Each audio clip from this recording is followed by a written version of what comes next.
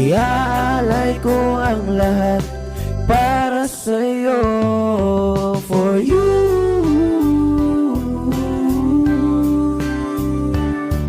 for you, papadumang saya. Yayakapin ka hanggang malibot na ang mundong ito.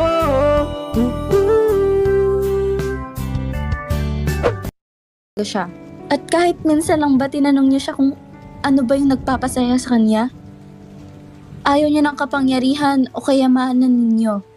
Ang gusto lang niya ay yung makaramdam siya ng pagmamahal ninyo, tita. Hindi totoo yan. Binibilog mo lang ako. Kilala ko ang anak ko. Gusto niyang i-manage ang C Company simula nung bata pa siya. Wala kang alam sa buhay ng anak ko. Gusto lang niya i-manage ang C Company dahil yun lang ang paraan para maging proud kayo sa kanya. Audrey, hindi ka pa fully recovered. Bumalik ka muna sa loob.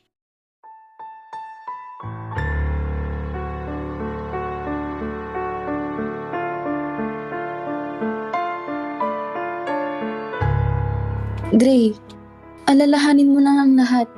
Please lang. Naalala ko na si Lynn. Naalala ko na lahat. Hindi ito maaari. Ma, tama na. Noon, ipinakasal niyo ako sa hindi ko gusto. Pwede bang pagbigyan mo naman yung kapatid ko para lang sa kanya? Dahil ayoko siyang matulad sa akin, ma. Huwag mo namang gawin si Dre na puro lang business. Walang panahon para sa sarili niya. Kaya please, ma, pagbigyan mo si Dre. Nakagraduate din tayo, pre. Ay, sa wakas. Mas na ang paghihirap natin. Si... Oo nga eh, pero... ba't parang hindi nakapunta si Dre? Busy yun sa business niya eh. Ah. Pero sa mismong graduation day, di siya pumunta? Di man lang niya ako sinuportahan. Ha? Diyos ko. Anong setup to?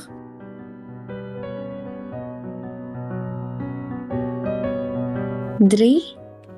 Congrats, Lynn. Graduate ka na. Ito nga pala, bulaklak at regalo para sa'yo.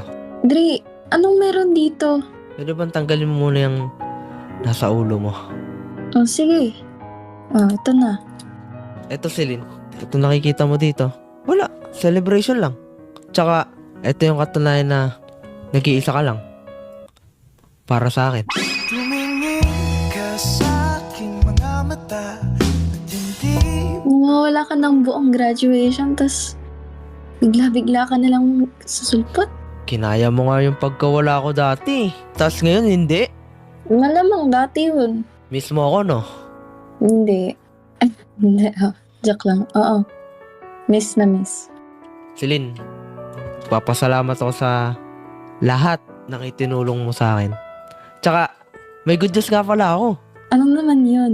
Nakipag-collab yung isa sa pinakamalaking kumpanya sa Amerika, sa amin, sa kumpanya namin. Uy, ayun no.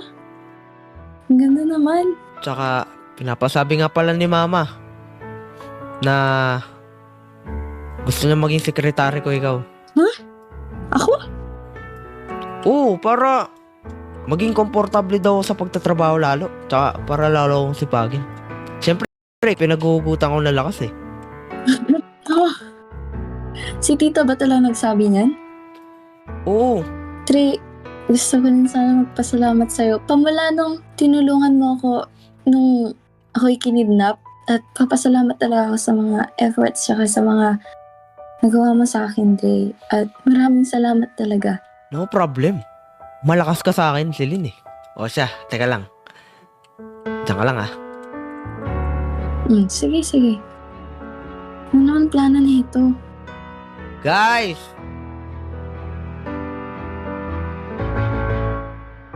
Guys, gusto ko lang sabihin. Etong si Celine. Official girlfriend ko na. Ayan. Yape! Teka lang, Let's go! teka lang Nico. Nasaan yung pang-ipor? Ay! Sorry! Wait lang! May ginagawa ta sila eh. Pinatawag kasi yung Miss Principal. Ganun ba? O siya, Dre. Maiwan na namin kayo para ma-enjoy na yan. Sige. Salamat. Good luck, broski! Di ko in-expect si Lynn. Wala pala yung iba, no? Nag-party-party na, hindi man lang sumunod doon sa pinapautos ko. Hayaan mo na sila mag-enjoy, uy. Sige, tayo na lang mag-enjoy dito.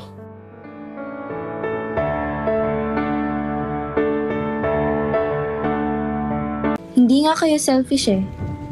Ginagawa niyo ang lahat para kay Dre dahil sa totoo lang, talagang mahal na mahal niyo siya. Ngayon naiintindihan mo na. Pero may nakakalimutan kayong bagay. Ay yung ipakita kay Dre na mahal niyo talaga siya. At kahit minsan lang ba tinanong niyo siya kung ano ba yung nagpapasaya sa kanya? Ayaw niya ng kapangyarihan o kayamanan ninyo. Ang gusto lang niya ay makaramdam siya ng pagmamahal ninyo